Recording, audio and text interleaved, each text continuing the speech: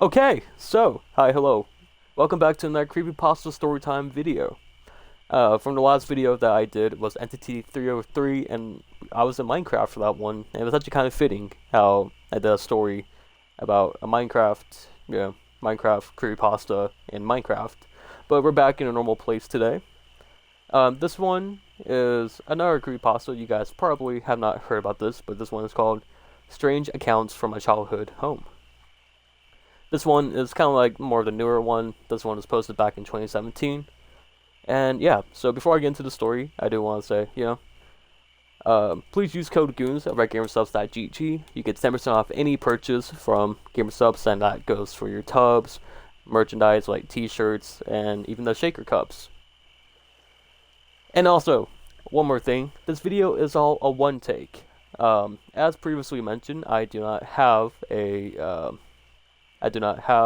any editing software, so this video is all one take. So if you hear me mumble, stumble, fumble, sniffle even, because my nose has been acting up, that's why. But yeah, so let's get into it. So, I didn't do this in a Minecraft video because I'm pretty sure I had the background music on in Minecraft. But this one, I'm going to have some horror music, so, let's get into it. So, this one is Strange Accounts from My Childhood, based on true events, strange and the unexplained, anonymously authored, based on a true story, based on true events, video narratives okay, and 6 minutes of reading. So, let's get into it. There is a house that I spent a good portion of my childhood in, and the house that I, to this day, although no longer live in it, will always call my true home. I have many fond childhood memories in that house, and it's where our family lived the longest. What I'm about to describe are all real events experienced in this house, by me and the rest of my family. These are true accounts and are not exaggerated in any way. We've always known that the house was haunted, not to the point of being insane and deadly, like you see in the movies, but plenty of unnerving things have happened here. Let me start by telling you a little bit about the house. The first thing you should know is that it's very old, from the 1800s, and it used to be a hotel. When my family bought it, I, being the youngest, was only a little kid. We remodeled the house and even extended it a little bit. It took a very long time, but eventually that old rickety house from the 1800s got a brand new, modern makeover. However, the things lingering in that house which we couldn't see stayed. At first it started out with the smaller things. My older brother would occasionally be falling asleep in his room upstairs, which was always cold. And someone would blow in his ear. He would open his eyes and look, but of course, nobody would be there. We were told by a few different people that a cranky old woman used to live there, who was sit out rocking in a rocking chair on the balcony, which we ended up removing. She would yell at people who would walk by, and there was one night during which one of my older sisters was sleeping on the couch in the living room, and she started hearing a creaking sound. She described it as wood creaking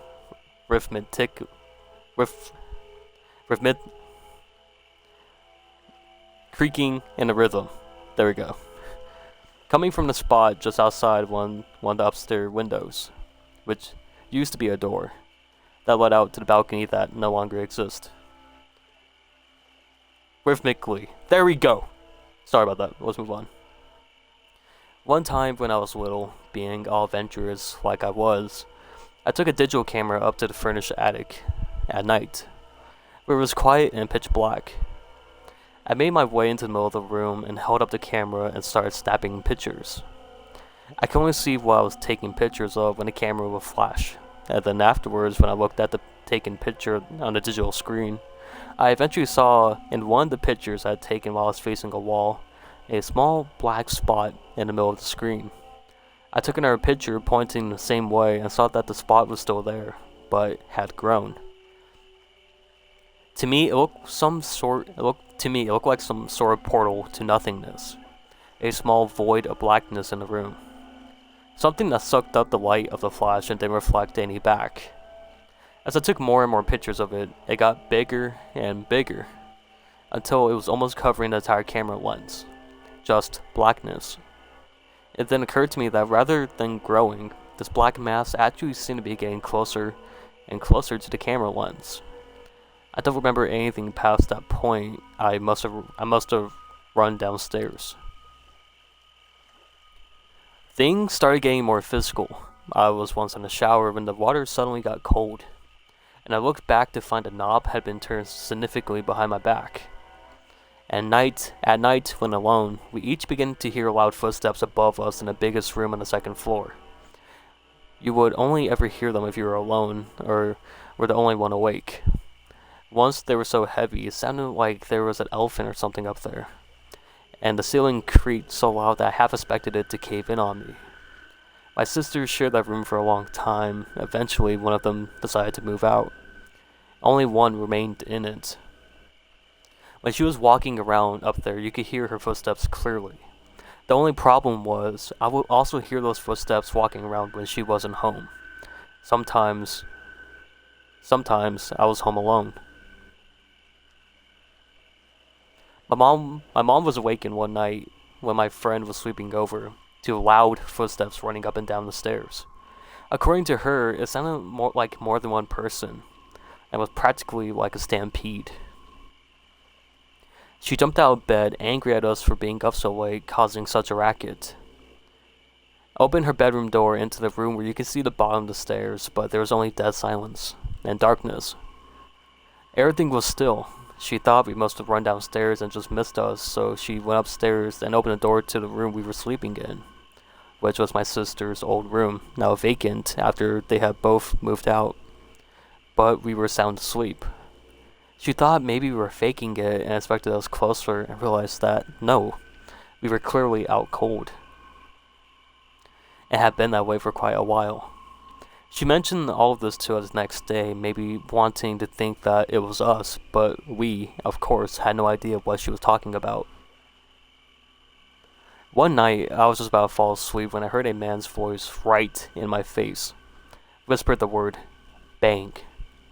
It pulled me out of my sleep, making my eyes shoot up and look around the dark room, to find nothing. After a minute, still being tired, I brushed it off and closed my eyes again. I started to drift back to sleep when the voice once again quietly whispered, "bang," in my face. I opened my eyes again to once again find nothing. This happened a total of 3 times before I finally was able to fall asleep. So many things happen in that house, but after so many years of constant activity, you get used to it. And things that used to frighten you begin to simply annoy you. Sometimes, if you're alone, there was a persistent noise being made where no other person was, like the squeezing and popping sound of plastic water bottles in the kitchen. You could simply look in that direction and say, "stop it," and sometimes it would just stop. We were eventually able to get the things that were drilling that house out, and the activity, after years of persistence, stopped altogether. As I said earlier, I still consider the house my one and only true home, and I always will. I spent years growing up there as a child with my family and 2 of my close friends, as well as family friends. Despite occasional paranormal activity, I have many good memories of that place. It is where my mind always wandered back to whenever I think home. Okay, so that was it for strange accounts from my childhood. It's more of a strange accounts from my childhood home. There we go. I didn't want to mess up the the title. But that's one of the more simple, definitely one of the more simple creepypastas out there. So hopefully y'all enjoyed. I don't have anything else really much to say. Hopefully y'all enjoyed the past couple videos I have been making. Yeah, I don't know how well they are doing because honestly I don't check the analytics, but just looking at the views, I think they're doing semi-decent. Like in small YouTuber terms, if a video gets more than like 10 views, then that's an A in my book.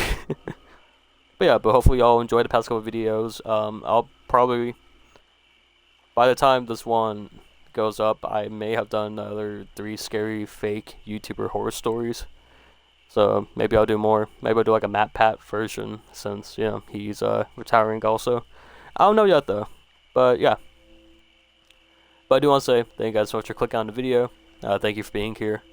And yeah, I have all my links down below if you want to check me out on anything. First link you'll see is code GOONS. Please use code GOONS. Please use code GOONS over at gamerstuffs.gg. You get 10% off any purchase on tubs, shaker cups, merchandise, and all that good stuff. And yeah. So I'm gonna keep you guys here just a little bit longer so I can have enough time to clip it. But yeah, okay. We're good now. So I want to say thank you guys so much for watching, and I'll see you guys later. Bye everyone.